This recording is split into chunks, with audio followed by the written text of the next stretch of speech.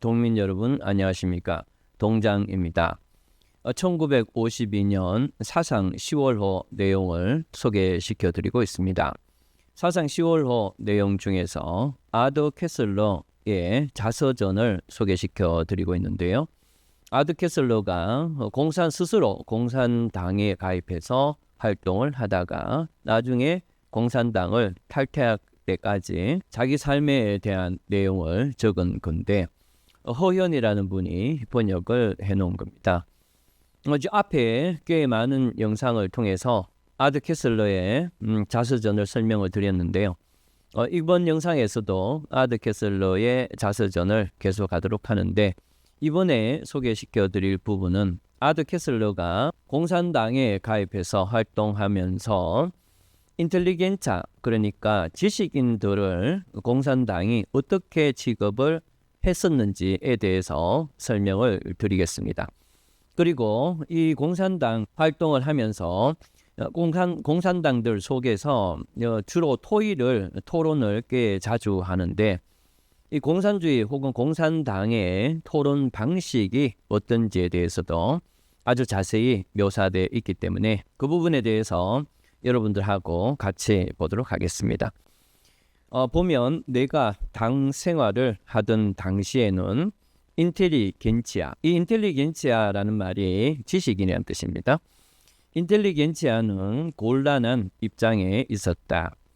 그는 당원이다. 이때 그는 이제 인텔리겐치아, 지식인을 뜻합니다. 지식인이 만약에 당원일 경우에 이런 뜻이고, 그러나 공산당으로부터 신임을 받지는 못한다 이렇게 되어 있고요. 그러니까 공산당에 필요한 러시아에 이제 지시가 내려오니까 러시아의 실제적 필요에 의해서 의사나 기술자는 그러니까 제정 시기에 소련에서 공산혁명이 일어나기 전을 제정시기라 그러거든요. 그러니까 러시아의 실제적 필요에 의해서 제정시기, 그러니까 왕정이 있던 시기에 있었던 의사나 기술가들은 그냥 그대로 계속 사용을 했다는 뜻입니다. 그런데 그 미워할 외국 기사들이 사용이 되나 이렇게 돼 있는데 기술자나 의사들, 그런 의사들이 부족하거나 할 때는 외국인이 와서 채용을 해서 했다는 건데 그렇게 사용이 될 때는 그들은 나치 하에서 사용되는 유태인하고 같았다 이렇게 되겠죠. 여러분들 나치 하에서 유태인들이 독일이 필요할 때는 일정한 유태인이라도 자기들이 활용했죠. 하지만 언제든지 버리거나 숙청할 수 있는 그런 존재였었죠. 그러니까 소련이나 공산당 하에서 지식인들은 바로 그러한 취급을 받았다는 뜻입니다. 인텔리겐치아는 진정한 프롤레타리아가 아니다. 공산주의자들이 봤을 때는 인텔리겐치아는 진정하게 프롤레타리아가 될 수가 없습니다. 그러니 그의 의무는 모쪼록 프롤레타리아에 가깝도록 되는 것이, 또 그렇게 행동하는 것이 인텔리겐차의 가장 중요한 의무가 됐고요. 인텔리겐차를 줄여서 인텔리라고 하고 지식인이라고 이해하면 되는데, 인텔리가 진정한 프롤레타리아가 되는 방법은 쓰지도 않고, 이때 쓰지도 않고는 책이나 글을 쓰지도 않고 말도 안 하는 것이며 생각도 아니하는 것이다. 말을 하면 당에서 정해놓은 말이나 혹은 막스, 레닌 등의 저서에서 인용을 하는 것이다. 그리하여 어떠한 문제든지 다각적으로 보는 것이 아니라 한 각도에서만 보아야 하는 것이다. 인텔리가 공산당이 되는 것은 지적 탈이다 이렇게 얘기하고 있습니다. 그 다음에는 이 사람이 공산당 생활을 하면서 이제 그러니까 회의를 하는 걸 설명하고 있는데요.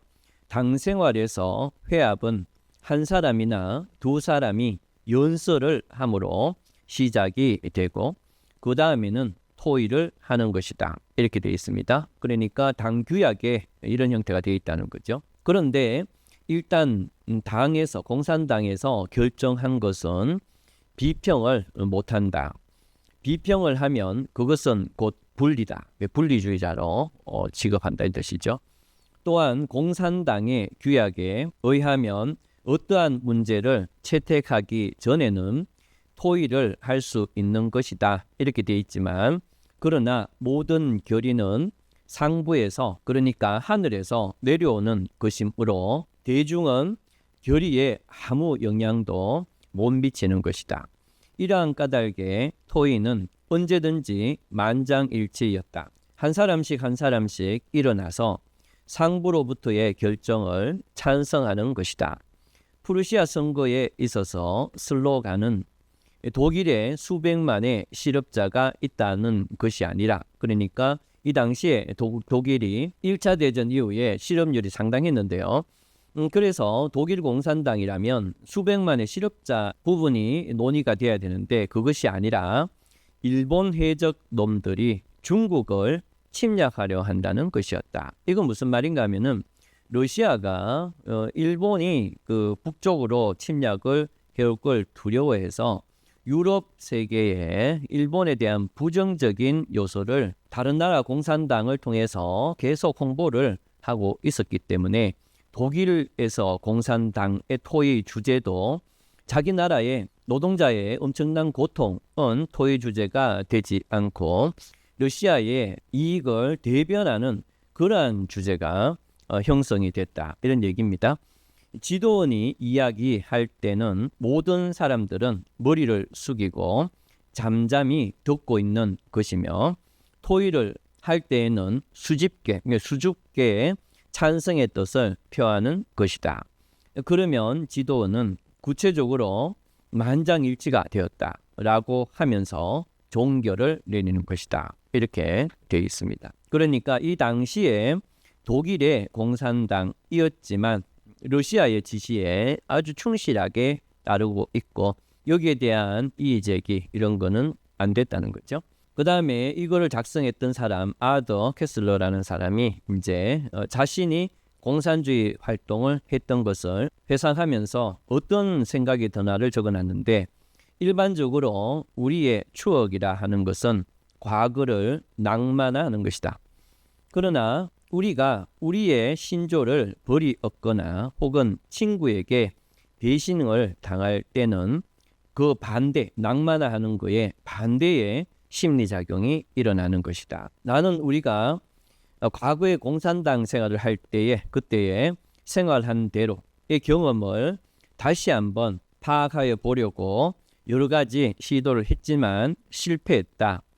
코어성과 분노와 수치가 부단히 그 생각에 침입을 하여서 당시의 열정은 패덕으로 변형하는 것 같으며 당시에 느끼었던 확실성을 약 삼습자의 폐쇄된 우주로 변형하는 것 같이 느껴졌다. 그러니까 공산당 활동을 할 때 그 열정, 확신 이런 것들을 되돌아봤을 때 마치 그때의 그 확실성 이런 것들은 약 상습자가 그걸 이제 그 어떤 환상에 빠져서 그래서 있는 그런 느낌을 회상하면 많이 느낀다 이런 뜻인 것 같아요. 자, 그 다음에 우리 시대의 그 큰 유상인데 이 유상이란 뜻은 유치할 유자의 상상산자입니다. 그러니까 우리 시대의 그 큰 유치한 이상 이런 뜻이죠. 유치한 이상에 잡히어서 그 도덕적, 지적, 부패 생활을 하였던 사람은 반대 종류의 약에 몰두하거나 일평생 두통으로 대가를 갚게 되는 것이다. 그리하여 정치적 상습자들은 치료를 길게 본능적으로 반항하는 것이다. 이렇게 되어 있는데 이거는 원문 그대로 제가 옮겨온 건데요. 근데 너무나 문학적으로 표현이 되어 있어서 정확한 의미가 전달이 잘 안 되긴 한데 공산주의 사상에 물들어 있던 그때를 마치 약과 같은 그러한 아주 유치한 저급한 어떤 이상으로 표현하고 그런 다음에 그러한 어떤 부패한 생활을 한 사람은 그것을 완전히 벗어나지 못하는 그러니까 정치 상습자처럼 거기에 빠져서 완전히 벗어나지 못하고 야 이제 정신 차려 라고 하는 그러한 치료를 오랫동안 거부하고 반항하는 것이다. 이런 뜻인 것 같습니다.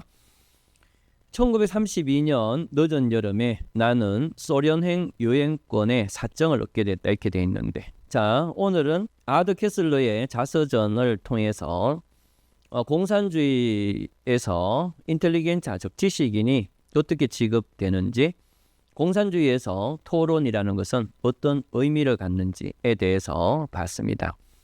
다음 영상에서는 이 아더 캐슬러라는 사람이 자기가 공산당에 있으면서 소련을 가기를 그렇게 희망을 해요. 그래서 소련을 방문하러 가게 되는데 그 가는 과정을 적어 놓고, 그런데 소련이 굉장히 어려운 그런 상황을 맞이하는 걸 보면서도 여전히 소련에 대한 환상, 그 다음에 지지를 계속하게 됩니다. 그러면은 그러한 내용에 대해서는 다음 영상에서 뵙도록 하겠습니다. 감사합니다.